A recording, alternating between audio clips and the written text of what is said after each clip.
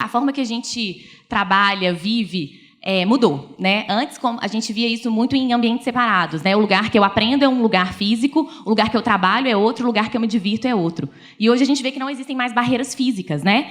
Por que eu não posso trabalhar de onde eu quiser, já que eu tenho, hoje, com o advento da tecnologia, você pode fazer o que você quiser de onde você estiver, e aí você está trabalhando num espaço de coworking, que é um espaço que tem outras empresas ali, então, ao mesmo tempo, você tem um espaço super interessante para trabalhar, você tem uma camada de conhecimento, porque vai ter um evento no final do dia para falar sobre algum assunto, e, de repente, você vai acabar se divertindo ali mesmo. Eu, por exemplo, no lugar que eu trabalho, eu consigo fazer minha unha quinta-feira. Então, você consegue ter uma série de comodidades no mesmo lugar. Então, essas barreiras, elas passam a não existir mais, as pessoas trabalham de forma mais flexível, e o mundo está mais líquido, né? A gente não quer ser proprietário de nada mais e a gente quer consumir como serviço. Então, a gente, entendendo todo esse mundo e atuando com a tecnologia, como que a tecnologia pode facilitar a nossa vida, né? Uma coisa interessante ser falada, antigamente, o trajeto no lugar que você mora, trabalho, a gente tinha 3 maneiras de fazer isso, né? Ou a gente pegava o dedinho e fazia assim para um táxi, ou a gente ia para um transporte público, ou a gente ia a pé. Hoje em dia, a gente tem mais de 20 maneiras, só de ir de um ponto A a um ponto B.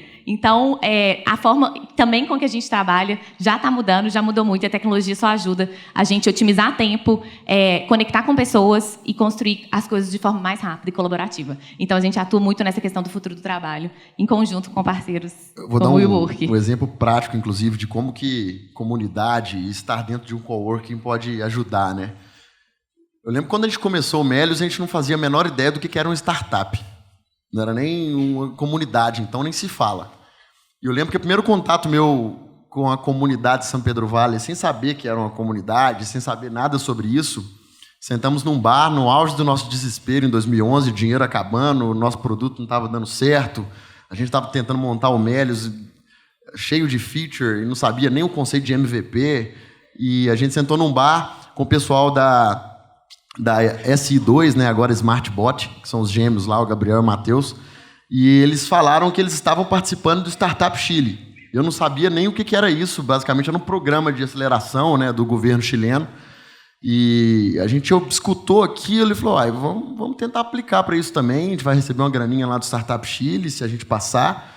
E a gente aplicou, a gente passou, eu e o Ofli, a gente se mudou para Santiago, a gente ficou lá durante 6 meses trabalhando de dentro de um coworking, junto com outras 150 empresas do mundo inteiro. E eram cerca de 300, 400 empreendedores que tinham lá na mesma época que a gente. E quando a gente chegou lá, cara, a gente realmente não sabia nada. Assim. A gente não sabia nada sobre produto, sobre retenção de usuário, sobre aquisição de usuário, sobre nada. A gente fazia as coisas, estava aprendendo on the go assim mesmo, tentando fazer as coisas acontecerem.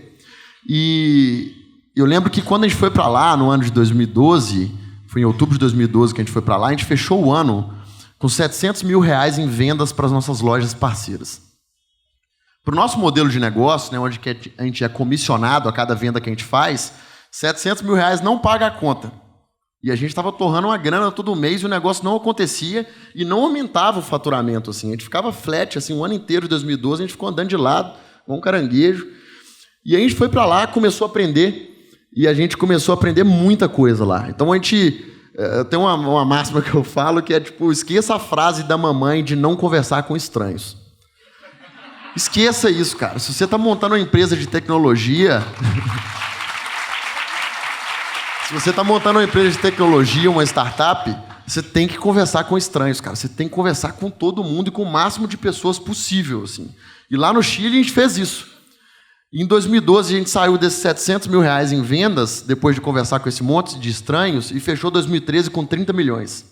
Então, foi aí que o Melios começou, né? Depois de conversar com uma porrada de estranho lá no Startup Chile, dentro de um coworking, participando de uma comunidade que não era nossa, mas era uma comunidade fora daqui que funcionou muito bem também.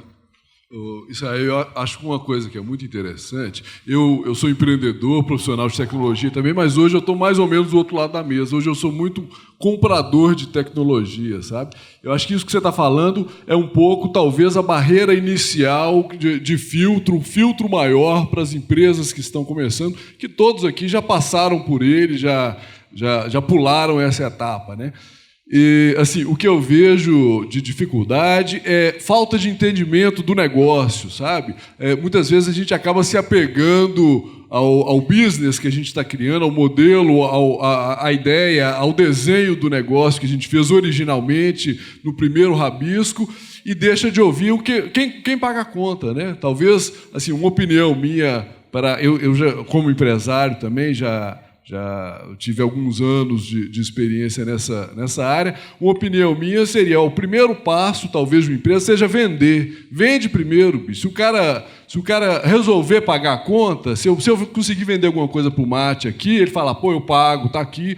Aí você constrói, né? Porque esse negócio de construir baseado na minha cabeça ou sem conversar com estranhos é muito complicado, né? E eu vejo que talvez essa seja a primeira grande barreira do empreendimento, né? Conhecer de verdade qual que é o desafio, conhecer de verdade qual que é o problema a ser resolvido, né? Eu li uma frase que, essa semana mesmo, que resume exatamente isso que você falou, que é apaixone-se pelo problema e não pela solução, né? Que é bem isso aí.